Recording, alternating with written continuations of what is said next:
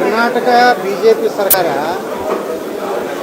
ಮರಾಠಿ ಅಭಿವೃದ್ಧಿ ನಿಗಮ ಮಾಡಿಲ್ಲ, ಮರಾಠ ಸಮುದಾಯದ ಅಭಿವೃದ್ಧಿ ನಿಗಮ ಮಾಡಿದ್ದಾರೆ.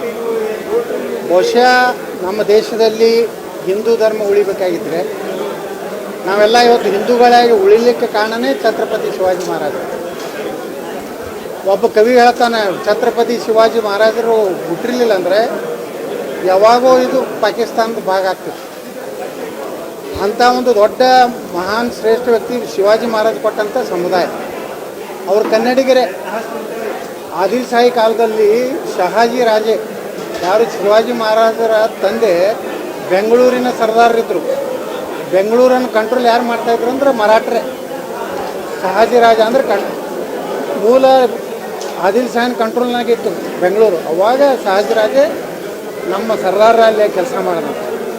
ಮರಾಠ ಸಮುದಾಯ ಯಾವಾಗಲೂ ಹಿಂದೂ ಪರವಾಗಿ, ಯಾವಾಗಲೂ ನಮ್ಮ ಧರ್ಮದ ಪರವಾಗಿ, ದೇಶದ ಪರವಾಗಿ ಹೋರಾಟ ಮಾಡಿದಂಥ ಕ್ಷತ್ರಿಯ ಸಮಾಜ. ಆ ಸಮಾಜಕ್ಕೆ ಕೊಟ್ಟಿದ್ದು ಇನ್ನೂ ನಾ ಸರ್ಕಾರಕ್ಕೆ ಆಗ್ರಹ ಮಾಡ್ತೀನಿ, ಕಾನೂನಾತ್ಮಕವಾಗಿ ಆ ಒಂದು ಪ್ರಾಧಿಕಾರಕ್ಕೆ ಏನೇನು ಸೌಲಭ್ಯ ಮರಾಠರಿಗೆ ಕೊಡಬೇಕು ಅದನ್ನು ಕೊಡಲೇಬೇಕು. ಇದು ನನ್ನ ಆಗ್ರಹ. ಯಾಕಂದ್ರೆ ಮರಾಠ ಸಮಾಜ ಹಿಂದೂ ಸಮಾಜದ ರಕ್ಷಣೆ ಮಾಡಿದಂಥ ಸಮುದಾಯ. ಮರಾಠಿ ಭಾಷೆ ಬಗ್ಗೆ ನಾನು ವಿರೋಧ ಇದೆ ಕರ್ನಾಟಕದಲ್ಲಿ. ಬೆಳಗಾವಿ ವಿಚಾರದಲ್ಲಿ ನಾನು ಇವತ್ತು ಶಿವಸೇನಾನ ವಿರುದ್ಧ ಮಾಡ್ತೇನೆ, ಶರದ್ ಪವಾರ್ನ ವಿರೋಧ ಮಾಡ್ತೇನೆ, ಅಜಿತ್ ಪವಾರ್ ಬಾಯಿಗೆ ಬಂದ ಅಯೋಗ್ಯನ ಬಗ್ಗೆ ನಾನು ಟೀಕೆ ಮಾಡ್ತೇನೆ.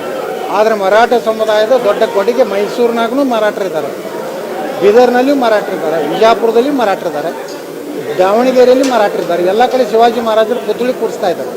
ಅದಕ್ಕೆ ಏನು ನಮ್ಮ ಸರ್ಕಾರ ಮಾಡಿದ್ದನ್ನು ನಾನು ಮುಖ್ಯಮಂತ್ರಿ ಆಗ್ರಹ ಮಾಡ್ತೀನಿ, ಯಾವುದೇ ಇಂಥ ನಕಲಿ ಹೋರಾಟಗಾರರಿಗೆ, ರೂಲ್ ಕಾಲ್ ಹೋರಾಟಗಾರರಿಗೆ, ಸ್ಪೆಸಿಫಿಕ್ ಆಗಿ ಹೇಳ್ತೀನಿ, ರೂಲ್ ಕಾಲ್ ಹೋರಾಟಗಾರರಿಗೆ ಭಯ ಬಿಟ್ಟು ಏನು ಕನ್ನಡಿಗರು ಓಟ್ ಹೋಗ್ತಾವನ್ನಂಥ ಭಯ ಏನೂ ಇಲ್ಲ.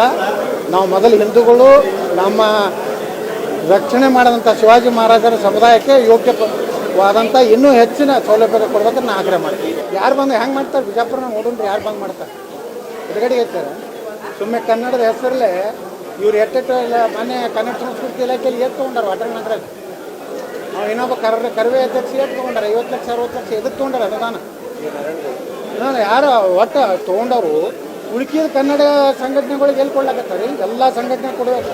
ಇವರೆಲ್ಲ ಬೆಂಗಳೂರಿನಾಗ ಕೂತು ಯಾವುದೋ ಒಂದು ಹೋಟೆಲ್ನಾಗ ಕೂತು ಆ ಹೋಟೆಲ್ಲೇ ನಮ್ದು ಕೂತಂಥವ್ರು.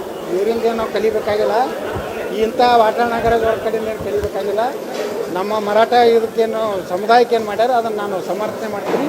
ಅದನ್ನು ಏನಾದರೂ ಮುಖ್ಯಮಂತ್ರಿ ತಗೊಂಡ್ರೆ ದೊಡ್ಡ ಅನಾಹುತ ಆಗ್ತದೆ.